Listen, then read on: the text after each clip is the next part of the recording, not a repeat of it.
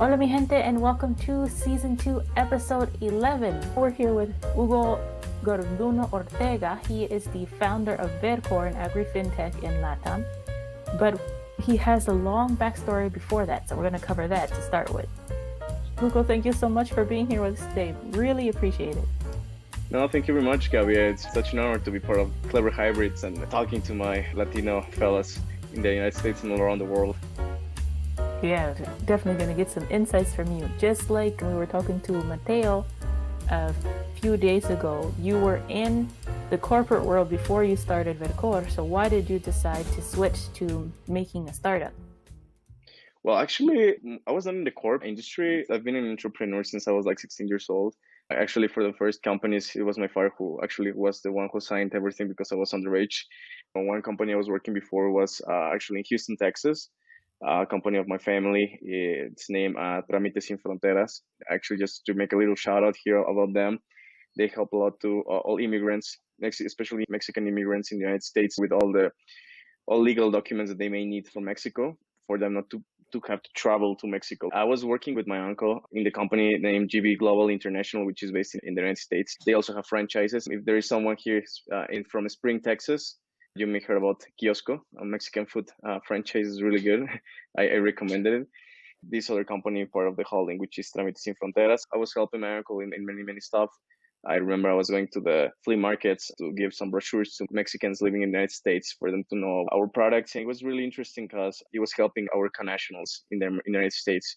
Mainly it was hard because they were not trusting us. They were really afraid of when you speak about lawyers, they really get afraid. What we were trying to do is just to change it a bit and tell them, no, we're your allies. We were trying to help you. If you're illegal, we're not going to deport you. We're going to help you if you need some documents from Mexico. So that was the core business of this company. That's how I started in this entrepreneur. I learned the basics of business. Then I passed to real estate. I tried to make a real estate company as an entrepreneur. I stopped it for a while. I went to study to France. I studied in Strasbourg, in the École de Management de Strasbourg in North France, very close to Germany. That's where I met my co-founder, Valentina. She's Russian. There we were in the European Parliament. It's where we heard all these new trends 6 years ago about social banks. My major, it's on finances. My minor is on management of portfolios. I'm in the CFA program. I'm to the CFA level 2, so I'm very focused on finances. This really moved my feelings because I was thinking I can really make a real impact in finances and to help people. Usually people think like finances through their lives through all this crisis and corrupt banks. And I think it's time to change a bit of this. So I came back to Mexico. It was 6 months for me to finish last semester of university. And I started this other venture, which was a crowdfunding for real estate investment trust. It was based not on commercial developments, but it was more for social inclusion, like building little complexes of houses to low-income families. It didn't work exactly how I wanted. I started with Valentina. She was in Moscow at that time. She came to Mexico to work full-time on this venture. This is where we changed. We realized that giving a person a house is a really secondary thing. What they need is to buy themselves a house. Otherwise, it's just a liability. So we focus in an industry that is really, really important, really strong in all Latin America, and is the agricultural sector. Despite the fact that it's super strong, it's in stagnation, full stagnation. The industry of agro in Mexico, it moves every year $43 billion. It's just incredible. It's amazing. Then you go to the fields and you see the farmers and you say, where's all this money? Why they continue living like this? A farmer in average, they move in cost around $40,000 a year. The thing is that they sell around 50,000, and with this 10,000 of margin is what they have to live through all the year for him and the whole family. But there is $40,000, which is a huge opportunity. No banks, no financial institutions, no one is paying attention to it. So we decided to focus on the agro 3 years ago.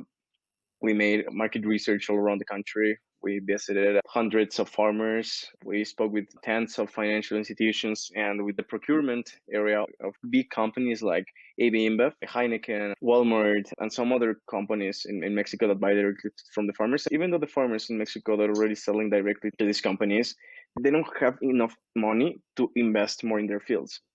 Instead of investing $40,000 a year, they should be investing, let's say, $60,000, $70,000, and then they will have incomes of maybe hundreds, so their margins will go bigger. Why? Because if you use good supplies, then your production is gonna have better quality. You have better profits of your production. But of course, they don't have money for this. They just have money for next day. They try to go to the banks and ask a loan. 9 out of 10 times they say no to them. Why they say no to them? Because they don't have all the documents. Because financial institutions, they work like they were working in the 1980s. They haven't adapted. It's crazy. It's super traditional. If you go to the fields, you see that no matter if it's a person of 80 years old, he has a smartphone and he uses WhatsApp. No one is paying attention to this. So we changed the model, made it easier. Financial institutions, they ask, for example, outdated financial statements for farmers. It's something really complicated for them, or they ask collaterals, for example, which they don't have. They make it completely impossible for them to get a credit.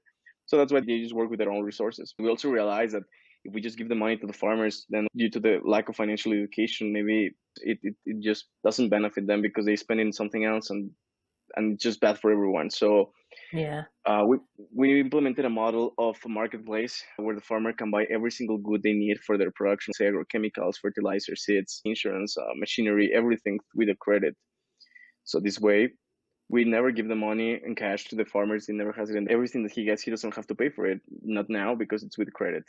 Everything is through platform, and with this solution, we knocked the doors of AB InBev in Mexico, Grupo Modelo, Corona Beer, of course you know it. Everyone knows it. We applied for the 100 Club Accelerator program. We applied for the first cohort in 2018, and we were selected. They selected only 21 startups among 800 startups in the world that applied to this accelerator, and we were selected. They gave us a grant. We had mentorship, and we had the chance to make a pilot. I got a chance to make a pilot with the barley farmers in Mexico. That's what we're working today. We passed the acceleration program of Colaborativo in Mexico for social impact startups. Today we're in the Mass Challenge program, which is one of the most important acceleration programs for startups in the world. We've been moving forward. We've been growing as a company. We're really happy, my co-founder and me, of everything we've built from scratch. Today we're a team of 6 people. We work full time on this, and with a lot of passion for what Verqor is doing and what we're doing for empowering the agriculture. As I say, we try to make the agriculture great again. Yeah, congratulations. It sounds like you're on the right track. Well, I was looking at some of your posts too, the benefits of doing this cashless. You said it diminishes the amount of illegal transactions. You can see all of the transactions in the database. When you see the patterns, you're able to better personalize for your clients and lowers the risk of fraud. So how have you seen that benefiting the farmers and the actual people who are taking their crops? Verqor has been around since 2017. So how have you seen it slowly building up, besides getting all the premios from these startup accelerators? Yeah, totally. First thing that we've seen is that more than 70% of the farmers that we work with is the first time they get a credit. And if you see the numbers, it's just crazy. They haven't had a credit before, and they haven't had the opportunity. What we try to give is a chance for them to grow. This is it. This is giving the tools. Go on and grow. You have the chance to do it because no one else is giving you the opportunity. With the cashless platform, what we've been doing is for the farmer, first to stick it on the productive means, not to use it in something else. But not only this, we're trying to have them to adopt technology. The farmers, they only use WhatsApp. They have a smartphone, they have internet, but they only use WhatsApp and Facebook. They don't use technology for something else, and it can be super beneficial for them. We're showing them that they can get credits, they can buy through their phones everything that they need, and they don't need to move from their places. They don't need to drive 1.5 hours to go buy the fertilizer they need and then go back. We give them to them, and everything through their phones. Then overall, the impact of this cashless system, you have less risk of default because the farmer, instead of having the money, he has the fertilizer. So of course, the common thing to do is to sow, to harvest. What he does with fertilizers in his storage It's room. like, might as well use this. Yeah. So another one is the traceability we give to the companies that buy directly to the farmers. It's impossible for them to be tracking exactly what the farmer uses for the product. And for example, let's speak about beer. The beer, it's barley, it's water. Well, it's malt, which is part of barley. It's very simple, like very, very specific ingredients. Well, the most important ingredient is the barley, of course, in the water as well, but the barley. What they use for growing the barley that they transform into malt. which fertilizer, which agrochemicals, are they eco-friendly? Are there fertilizers with a lot of chemicals that may be bad for the final product, which at the end is a beer that you're going to be drinking?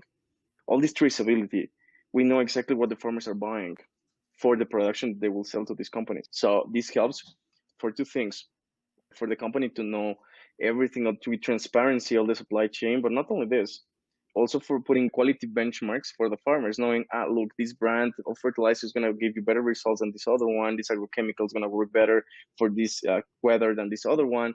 So this goes back to the farmer because it gives them insights that yesterday they were not having. They start learning what is going to be better for them, which will represent more efficiency. They're going to spend less and have better results. Not only this, less impact in the environment, because yes, more expensive products, but that make less harm to the soil. Jean, thank you very much. Thank you very much for the comment out there. I Yeah, really he said, appreciate it. wow, they have been working hard for the farmers. Wonderful work. I agree. Thank you. But this is amazing. Even when you usually hear about farming, you hear about these giant farms that are acres and acres and they're owned by these corporations and then they work directly with another corporation. You're helping the smaller Yeah, farms that are family farms compete with this.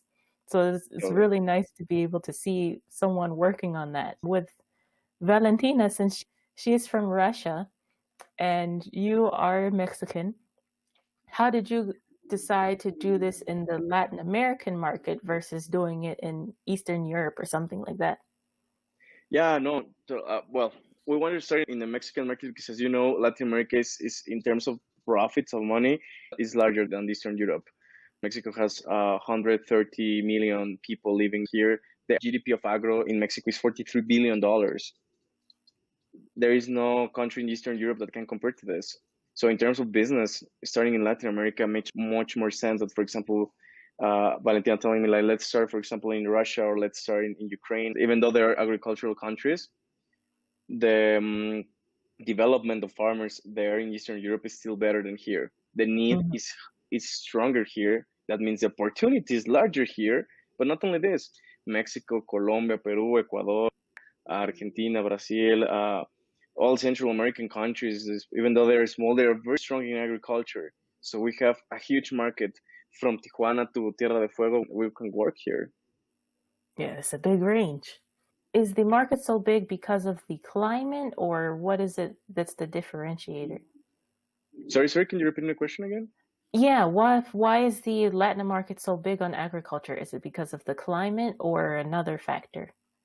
Yeah, well, agriculture is very strong in every country. You have European countries, Western European countries that are very strong in agriculture. Same Russia, for example, is one of their main activities. Agriculture is basic for everyone. You saw this now in the pandemic, everything closed. Now in the lockdown, everything was closed except Agro. They just continued working. The difference of Mexican, Latin American farmers against European farmers or American farmers or Canadian farmers is the opportunities. While in these developed countries, they grow. Here, farmers, they are born in poverty, they grow in poverty, they live in poverty, they die in poverty, and they inherit poverty. This is something that we want to change. This is the difference. At the end, in the whole world, agriculture is the basic. Without agriculture, we wouldn't be here. We will still be moving from place to place without establishing in cities. So agriculture is basic for the humankind. Of course, another region that will be very important for us that shows the same problematic as Latin America is Africa. Africa also is very strong in agriculture, and they have the same needs, and there is the same opportunity. However, of course, since I'm Mexican, it made much more sense to start here. Yeah, it's true. You're seeing a big change from the economies of LATAM and Africa, as you said, where they're moving from just providing the beginning of the products, the raw material, to saying, you know what, we could actually optimize this. It's from clever hybrids like you that are shaking it up like, hey, guys, we could do something with this. Yeah, totally, yeah. So there's a huge opportunity. It's sad no one says it. And you see, for example, when a farmer tries to go and ask for a loan, because in Mexico, in Latin America, you have a huge problem of classes. They're up to the bank, and the people saying as a farmer, like, no, send me this one first or something like this. even though maybe the farmer has much purchasing power than the other one. But just because of looks, just because he's a farmer in Mexico, they already make him less. And we felt this too. For example, all this year we've been trying to raise investment, and we knocked the doors of every single venture capital fund, mainly there in Mexico City. And we received the same answer. Agro, no, I don't like it. Like, it's not trendy. It's not sexy. I don't like the agro. Like, farmers have electricity. It's a huge, yeah, it's huge discrimination against the sector. Because if I would arrive there saying I'm a blockchain, crypto, AI company, they just give you the money. But if you arrive saying like I'm agro and I'm really making a smart business model, profitable business model with them, and we're really changing lives, they just turn around because they don't want to do anything with agro, because they link agro with poverty, and they say like, no, I don't want to get involved in this. So this problem comes due to this. Everyone makes less of farmers. It's a separated industry that no one wants to take care of. And we need to change this. Everything you ate in the morning, you're gonna eat later. Even the clothes you're wearing, it's cotton. It was sowed. It comes from the fields, and we have to give back the importance to them. Yeah, definitely underappreciated, but you're on the Yeah, right track with agriculture and logistics. Those are the two industries that really need to be shaken up right now. totally. Yeah. How does Verqor work? You've mentioned the cashless system. Is it in the marketplace? Is it solely through an app, or do you have some type of consultation service? Do they have to log into a website? How does it work? The app is the same as the website. Actually, now the website is under construction. The latest platform, we were working with only with mobile versions. We noticed that the farmer, for uploading documents, they wanted it to be in the computer. So today our engineers are working in the web platform. It's going to be probably ready in a couple of weeks. How is the channels? Of course, we prefer it to be through the app because it gives us more insights of what the farmer is checking, what the farmer does, what the farmer wants. But we noticed there's a learning curve that the farmer prefers to speak to you either by phone or by WhatsApp. So we're also developing a WhatsApp bot that can attend the farmers and push them to use the app, because it will be easier for them and it's going to be easier for us. How it works, we work under a B2B2C model. We don't work with all the farmers, at least not right now. Our aim is to be able to do it. But how we work now with the beginning, we work with big companies, Heineken, Walmart, Bimbo, for example. We go to the farmers that sell to this company. In Mexico, it's been already 15, 16 years that its intermediaries are gone. The companies are trying to buy directly to small farmers. This helps a bit, but it's not a huge effect. Why? Because they don't have money to invest. So the farmer, they just deliver the same every year. So they're just in a stagnation. So we enter through the company to the small and medium farmers. We make all the marketing implementation with them. We tell the farmer, okay, if you want a credit, perfect. Just register, share me some information, share with me some personal documents. We have alternative credit criteria, which gives us 50 indicators about the farmers. We measure this, we measure the risk, we give them the credit, we finance around $300 per hectare, which is like $300 per square kilometer. I'm sorry, I don't know how many acres is this. We use a metric system here in Mexico. We give $300 for every square kilometer the farmer is sowing, but we don't give him the money. We tell him, okay, first of all, we're gonna pay your insurance, because it's very important you have an insurance, right? Because otherwise you can lose everything. The insurance, let's say $45.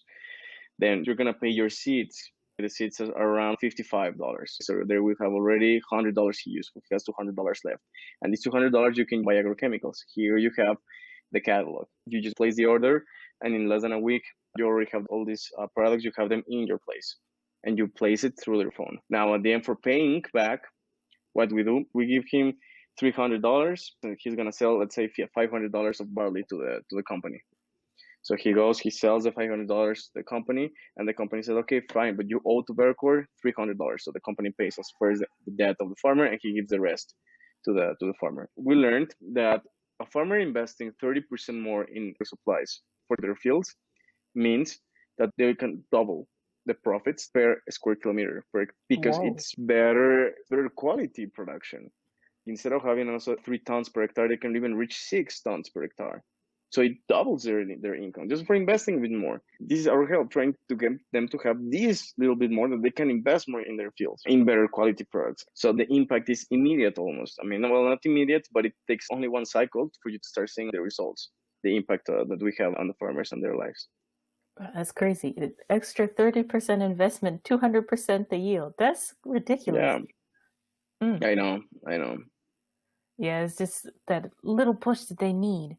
Exactly. Let me see here. But with what you're doing there, What are the main crops that you're working with? You mentioned barley. What are the other crops? Today we're only working with barley. We're only working with AB InBev, but we're trying to raise investment. Why? Because one of our aims, our goals is to replicate this model with any other company. Let's say, for example, with Walmart and start enter into fruits and vegetables, some of these Mexican shops, and enter to all these supply chains. Today we cannot do it. Why? Because we need investment for growing one team, customer care service, and second, invest more in technology because our app is not fully automated. It's like in this cartoon, the Flintstones. The farmer thinks everything is automatic, but we're doing everything by hand. We are very lean in this way. The company is based on the lean methodology. We know exactly now which features the app needs for the farmer. The aim is to replicate this with farmers, not only of barley, but of every single crop that you may imagine. That's amazing. What else has been making it more difficult to get funding besides people's view of farming in general? Well, the situation right now, we were living one of the worst economic crises. Everything was in lockdown. At least Mexican funds right now, they're not investing. So this is one of the reasons we started raising investment at the beginning of this year. We were having follow-ups in March, but sadly in March, everything closed. It was literally like 6-7 months that everything was dead. Today, Right. it's reactivating and we have good leads of angel investors. But that was one of the main reasons it was hard for us. How do you get cash flow from the company? Like you have the money that is paid out to the farmer, then they pay it back. Are there any other things you use to generate cash flow? Yeah, the farmer pays very few interest rate, which goes directly to the funders. Where we earn the money, from every time the farmer uses the credit line, we charge him the 2% usage, which is a market rate, because now in Mexico, the market rate is like 3.5%. Since we manage all the distribution of all the supplies, we charge the seed suppliers, we charge the insurance company, we charge the agrochemicals company, and all these people. Why? Because of the marketplace. If you will sell something in Amazon, Amazon's charge the seller, not the buyer. So that's how we make money. We charge somewhere else for the benefit to be to the farmer. Oh, okay. That's nice. They can keep focusing on what they're trying to do. Yeah. It's a nice model. With your 6-person team, how do you break down the roles of each person? You have you and Valentina, and then do you have coders? What's everybody's function? Yeah, we have a CTO. He's also based in Moscow. He's Russian, Maxim. He's the coder. We have a CMO, Aaron. He's marketing, everything of sales and customer care with farmers. We have a sales director, which works together with Maxim. We have procurement, a guy which is in charge of all the distribution of all the agrochemicals. His name is Marco. He's also a farmer, by the way. I am the CEO. Valentina is the COO. Practically, Valentina makes sure that everything internally works fine, and I make sure that we can expand. Valentina is more based on the mission and much more based on the vision of the company. That's how we split the jobs. All right, that's a nice way to define it. When you have a team that's spread out like that, some of you are in Mexico and some of you are in Russia, how do you handle meeting times and making sure everybody's on the same page? Yeah, no, good question. Actually, the only person now it's not based in Mexico is Maxim, since he is a tech guy. Well, he's gonna be all time in the computer. He's just gonna give results, so that's good. Okay, yeah, you can just let him do his thing over there. With your background in finance and studying to be a CFA, what have you noticed is the importance of social enterprises in this new economy that we're experiencing right now? Well, it has to be the future. This is a really good topic for my co-founder. She's really into this social enterprise topics. I will keep with one she usually says. A company that makes money, it's a good. A company that makes money and then help, like philanthropy, that's very good. But a company that makes money while helping, like helping is the business model, that's the future that the world needs. Because it's going to build a much more sustainable environment for everyone. At the end, it's a win-win for everyone. We make a good business, a profitable business. We help the farmer. The companies as well, they benefit. Why? Because they get better quality production. At the end, it's a win-win-win for everyone, and that's what the world needs. Not only this era of companies that take advantage, because that's what they were doing, exploiting not only people but resources. I think that era is gone because it wasn't sustainable. Because at the end, what do you prefer? Taking a lot of money from a client and finish him, or taking a few, make him grow till you can keep going. At the end, you win, he wins, everyone wins. That's the importance of social enterprises right now. That's an amazing way to explain it. Win, win, win. Exactly.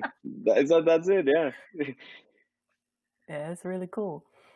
We already seen how much English has been helping you, but looking back at it, it helps you to meet Valentina. It helps you to study in France. What else is it helping you do with your social enterprise right now, or in your life too? Well, thanks to God, my parents had the chance to pay me a private education in Mexico. I had the chance to study very good university, very good schools. Learning English first gave me the chance to meet my co-founder, because without us being together, we wouldn't be able to make the business.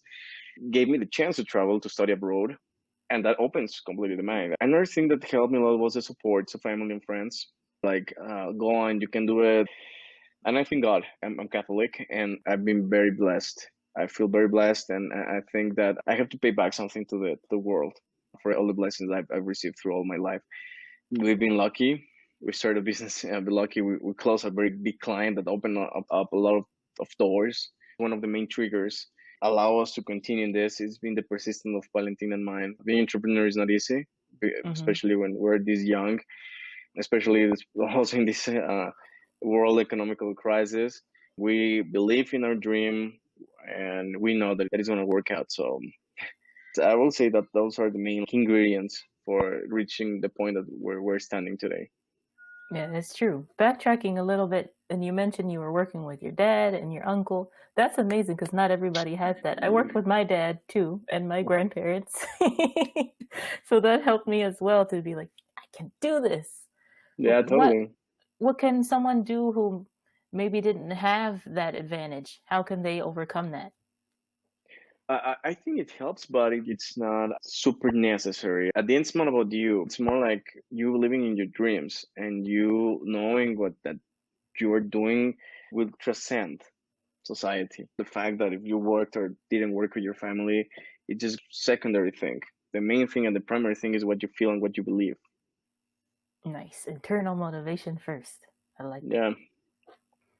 that. Thank you so much, Hugo. And where can people get in touch with you? We can follow Hugo's company on Instagram at Verqor, Verqor. Where else can they get in touch with you personally, or Valentina, hear some more insights? Yeah, totally. First, through Instagram, you can get in touch with all the team. As you know, we're a startup, so everyone will have access to Instagram. You can find us with Verqor in Facebook, just like this Verqor. In Twitter as well is at Verqor. We're in the LinkedIn as well at Verqor. It's good to have a very weird name because all the usernames are available. You can enter to verqor.com, and there you can fill out the contact forms, and gladly I will reach back to you. And you can also write us to hola@verqor.com or contact@verqor.com, whatever you prefer. I like Ola better. That's cool. Yeah, me too. For those of you out there that are like, I see now that the business English might be something that I need to invest in. Just like we heard from Hugo, the 30% increase can lead to double the yield. Think about what your English could do for your company or for your future plans. If you have any questions about that, feel free to check with us on cleverhybrids.com, or we're also on Instagram at cleverhybrids. Keep it simple. Thank you very much. And here I would like to make a shout out. I had the chance to be many summers in Houston with my family. They moved there like 15 years ago. I had the chance to study English through all my school years, bilingual schools. But one key of success that you need nowadays is the language for making business. It's basic. It's a must. No matter if you make business Russian, no matter if I want to make business in Africa, no matter where I want to make business, English is a universal language. Everyone should speak it. It's one main key for your success in every single way is for you to learn English. I really recommend Clever Hybrids. Check on your courses, and of course, as soon as I start growing my team, Verqor is going to be sending them to Clever Hybrids. I appreciate the shout out. And thank you guys. Until next time, learn by doing and asking. Hasta pronto. Ciao.